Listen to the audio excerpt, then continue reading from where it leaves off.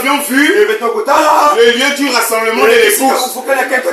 Et le lieu là, c'est dans le corps mystique de Christ. On a montré que l'épouse ne se rassemble pas dans une église donnée, dans une dénomination donnée. Alléluia.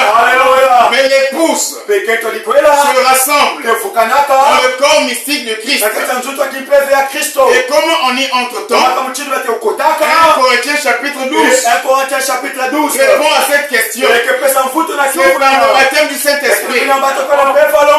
Alléluia. Alors mes frères et sœurs, nous voulons poursuivre ce matin.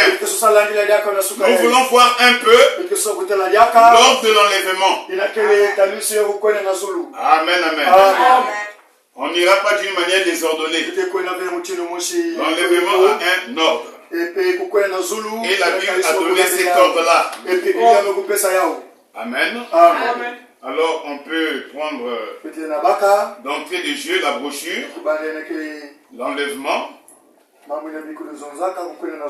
Donc au paragraphe 128, Frère Branham dit ceci. Le mot rapture, en français, l'enlèvement, que nous employons pour désigner l'enlèvement, n'est même pas utilisé du tout dans la Bible. Nous avons simplement placé ce mot-là. La Bible dit plutôt kota. Being kota. C'est-à-dire pris en haut. Être pris en haut. Nous lisons ceci dans 2 Thessaloniciens, ou plutôt 1 Thessaloniciens, l'ordre dans lequel ce grand enlèvement se produira dans les derniers jours. Donc voilà pourquoi ce matin, nous voulons un peu regarder lors de l'enlèvement. Alors nous allons remarquer, ici on a lu la version Louis II. Dans la version Darby, là on a utilisé des termes clairs.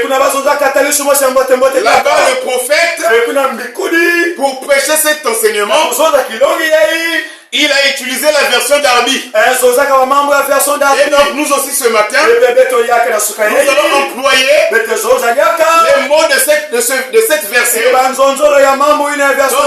vous allez remarquer, pendant que Christ descend, lui le grand aimant, pour venir enlever son épouse,